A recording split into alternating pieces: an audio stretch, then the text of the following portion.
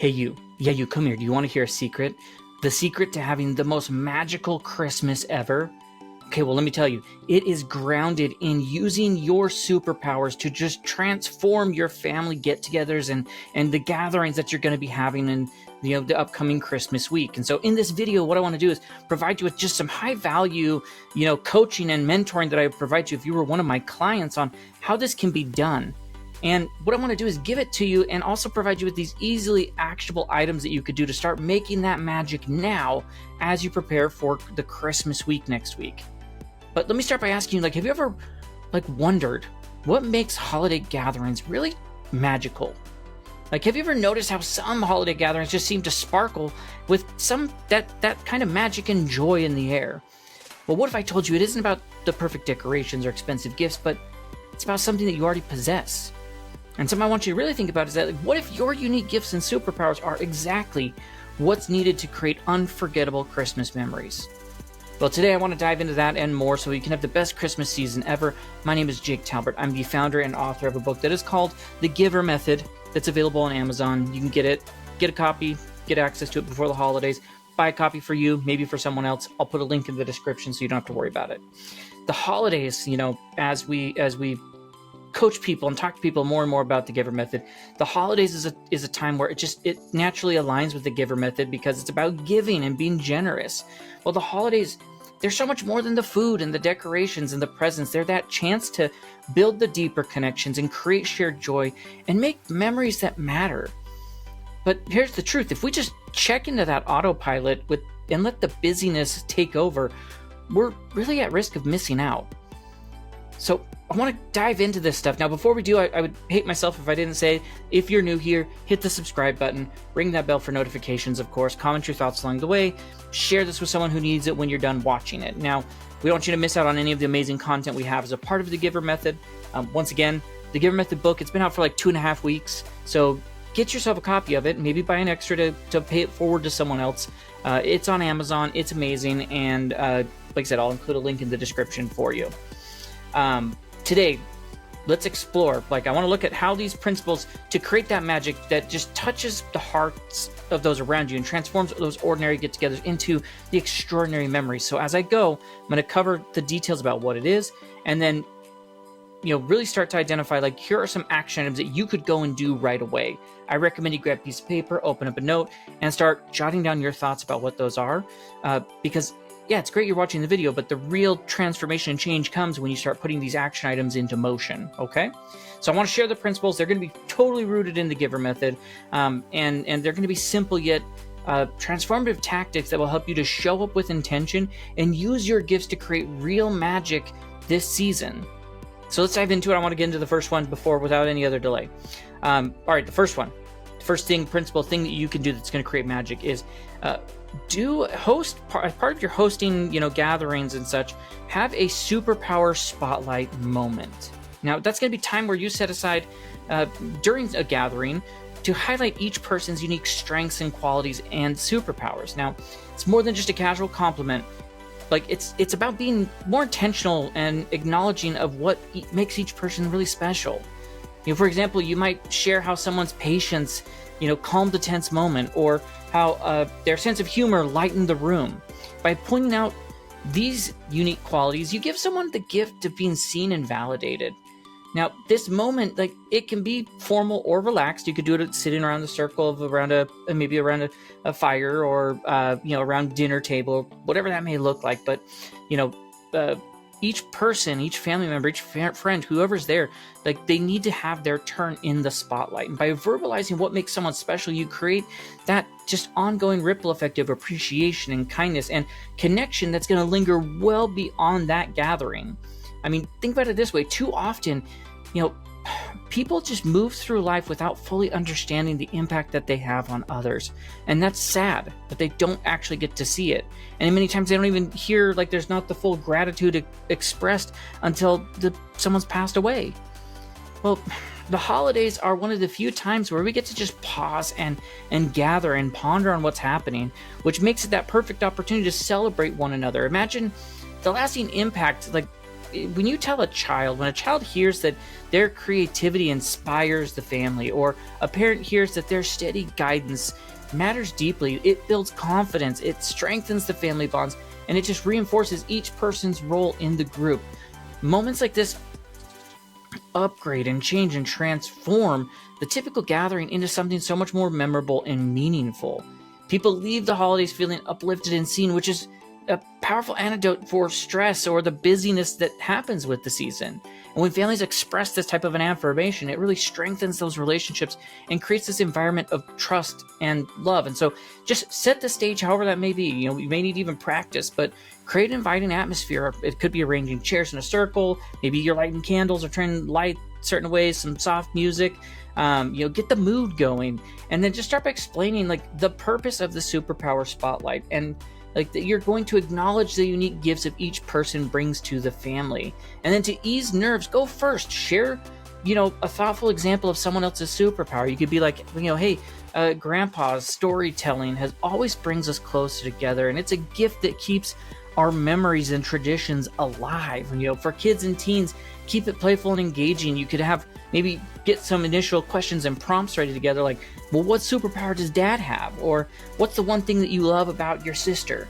Like, this turns the moment into a game while still delivering those meaningful affirmations to others. Now, if someone feels shy, allow them to pass, or invite others to chime in with what they see that person has to offer. Now, the next one is, I always have like the Lego advent calendars and such. And so this next one is kind of like an advent calendar. It's going to be the kindness advent calendar. And so, looking to upgrade and change the days leading up to Christmas into a season of intentional giving. Each day in December, include a small act of kindness or service that encourages family members to serve each other and serve others. Like, these acts can range from simple gestures like leaving a note of appreciation for someone, or larger activities like baking for neighbors or volunteering as family. We have had hundreds and hundreds of cookies made in our house over the last couple days, and they're being packed into these little red and white bags, and we drive around, the boys running door to door so we can give them to people. Like, whatever that may look like for you. And by replacing traditional treats, that you or toys and things that you find in an advent calendar with acts of kindness, like, it's going to teach us that the joy of the season comes not from receiving, but from giving and connecting with others. It creates a tangible reminder that even small actions can bring really big impact to others. And, this holiday season, it can be easy to become focused on the gifts or the decorations or the busyness and the get-togethers, which can overshadow the deeper purpose of Christmas, of spreading joy and spreading love and spreading kindness that the season is meant to have. And by implementing a kindness advent calendar, families really shift their focus towards generosity and service.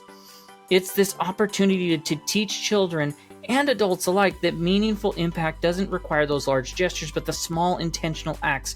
It really will strengthen your family bonds. I promise you that. And by working together on these sort of daily acts, families create shared experiences and memories that are just rooted in giving, in those types of, values and principles that we all want as a part of our families.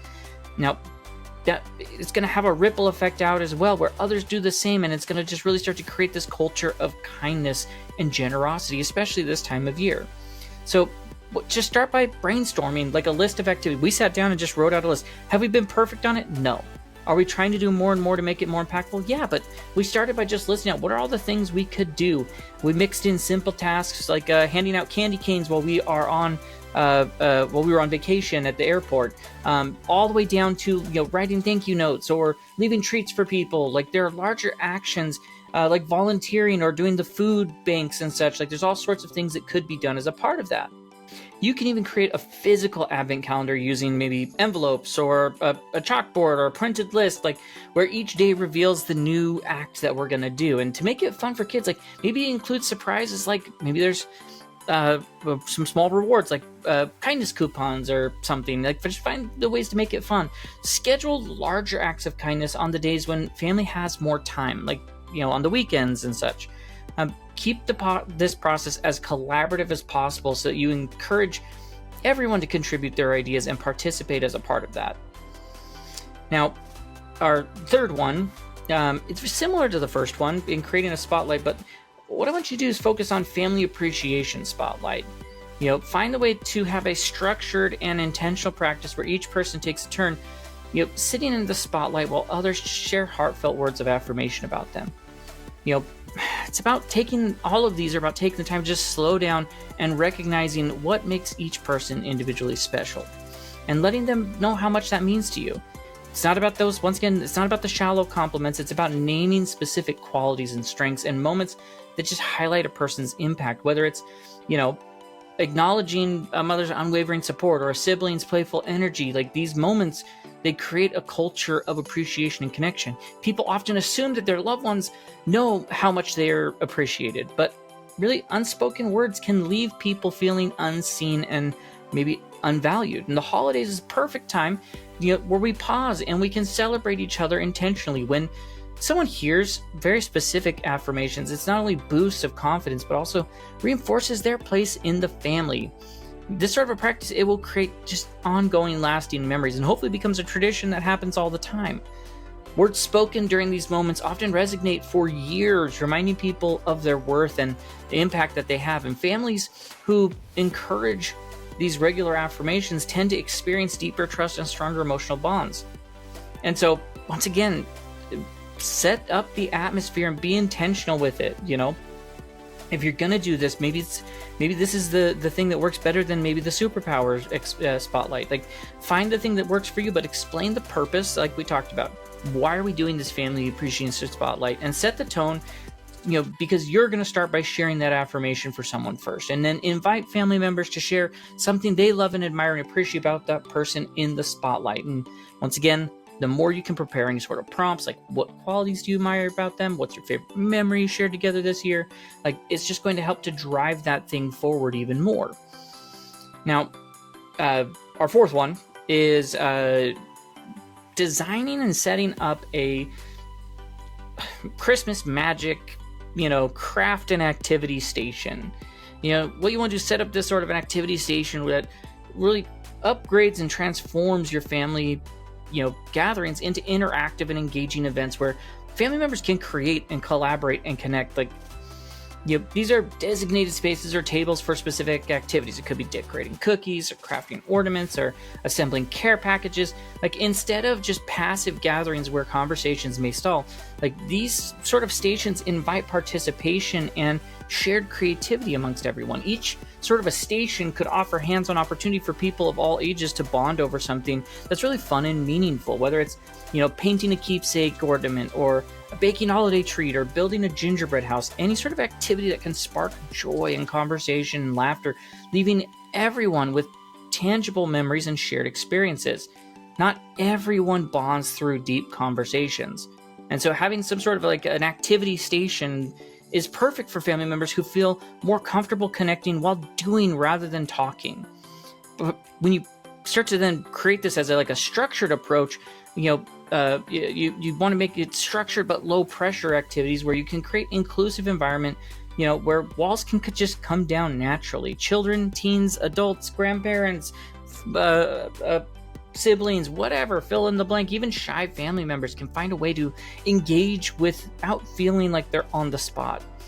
These sort of, putting together these sort of a station that you could have, it offers opportunities to create keepsakes and gifts as well. Things that, we've got the homemade gift thing around our hutch that we have. It's just years and years of homemade crafts and gifts and things that end up in that, around the hutch as a part of the holiday season.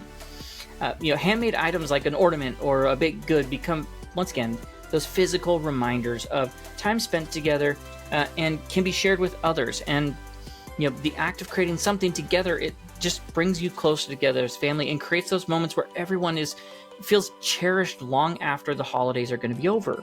And so identify, what are your activities? What's the one that suits your family's interest and energy level and need, and keep it simple and fun. It should require minimal setup or minimal materials. You don't have to go buy a ton of things. Like, it could be a cookie decorating station, where we just have pre-baked cookies, with icing and toppings, or an ornament station, blank ornaments where you paint them. I've seen where people do light bulbs and they paint them like snowmen. If your family is service oriented, maybe it's creating care packages where people assemble gifts for neighbors or a charity. Spread the stations out across parts of your home so it encourages flow and movement. Like, include clear instructions each table so that you could be like, any family member could just jump right in at any time and start doing it. And for extra fun, like, how do you create that memory moment? Like, engaging participants to, like, hey, we're going to sign and date our creations, because it is really funny when you go back and look at the thing from like 1992. Like, it brings laughter and joy when we see those things. It's like, you remember when you made that thing? That was ridiculous. Now, the next one is starting to create what I'm going to call, like, designing and putting together a memory jar and making that a tradition.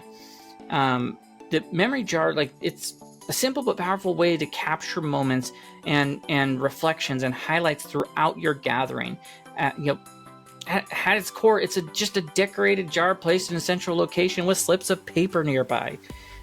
But throughout the day, family members can write down their favorite memories and funny moments and words of gratitude and place them into the jar. And at the end of gatherings, you could choose to read some of those memories aloud, or maybe you save that jar for another year. Either way, it becomes this powerful keepsake, preserving the joy and the laughter and the connection of that day in a written form.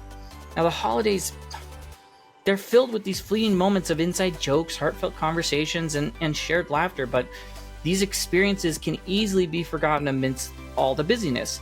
And this sort of a memory jar helps to capture these magical moments as they happen, giving everyone opportunity to reflect on what mattered most. It shifts the focus from perfection or stress to gratitude for the little things that make these gatherings special.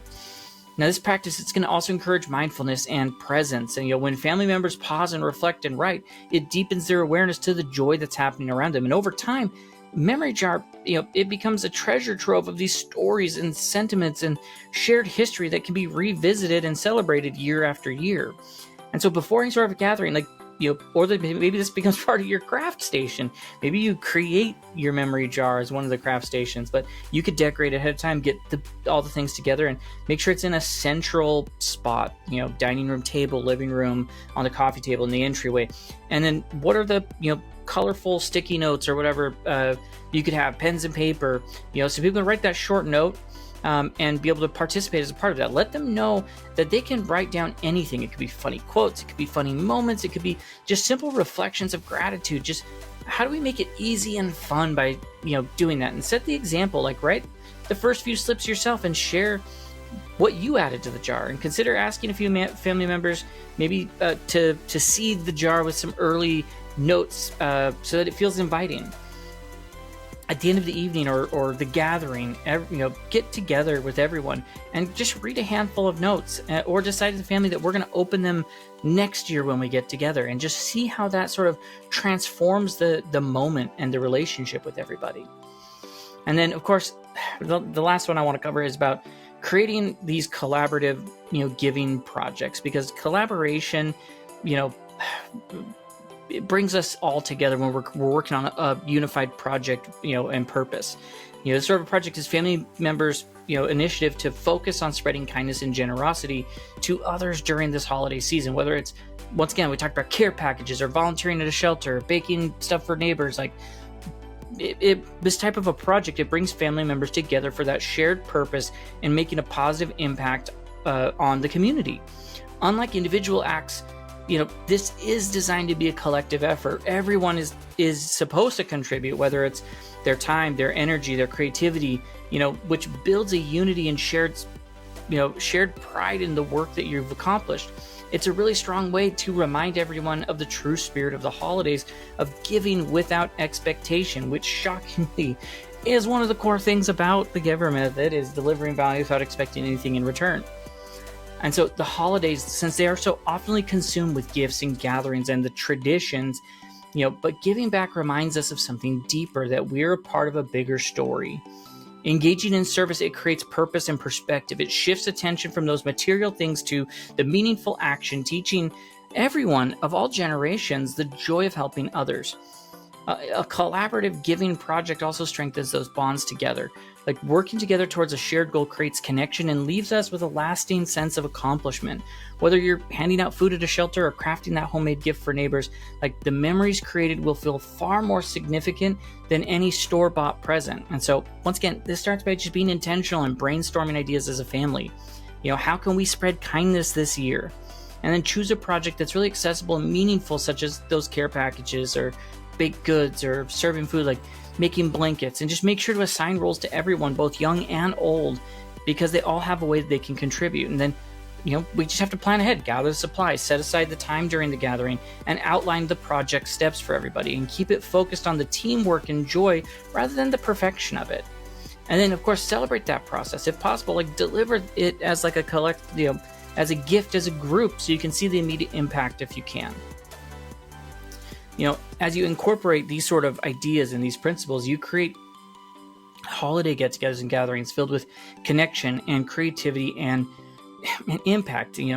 Each one of these things not only strengthens the relationships, but also upgrades and transforms those gatherings into truly magical situations where everyone feels seen and included and inspired. The Christmas, the magic of Christmas isn't found in those perfect decorations or the elaborate plans or the perfectly laid out meal. It's created when we intentionally use our gifts and superpowers to bring meaningful connection to our gatherings. And by embracing these sort of principles and applying your unique abilities, you really can change your holiday gatherings into these unforgettable gatherings and experiences of joy and lasting impact. Here's what I want. Here's what I know to be true. Christmas magic doesn't happen on its own. It is created through presence and through connection and through the intentional use of your gifts and superpowers. So this season, have the power to transform your gatherings and utilize it, not through grand gestures, but those small, meaningful moments that leave the unforgettable impact on others. And so my challenge to you, choose one of these things we talked about. Step into your gifts, be intentional, share your superpowers, because the magic of Christmas isn't what you give, but who you will become and how you as a family grow together as a part of that. Now, if you want to dive deeper into these concepts of, discovering gifts and superpowers and developing them and, making greater impact and that value, once again, the Giver Method book, I'll have the link in the description. You can find us on Facebook, TikTok, Instagram, LinkedIn, or at thegivermethod.com, so where you can learn more about how we help people or get on our newsletter list. Let's make this Christmas as unforgettable as possible for all the right reasons. So with that, I'll just leave you with, until next time, I invite you to keep growing and keep giving, and remember that your gifts are the magic that your family needs this season. So let's use that magic and make it the best Christmas season ever. And so until next time, have a great rest of your day, and we will catch you in our next video.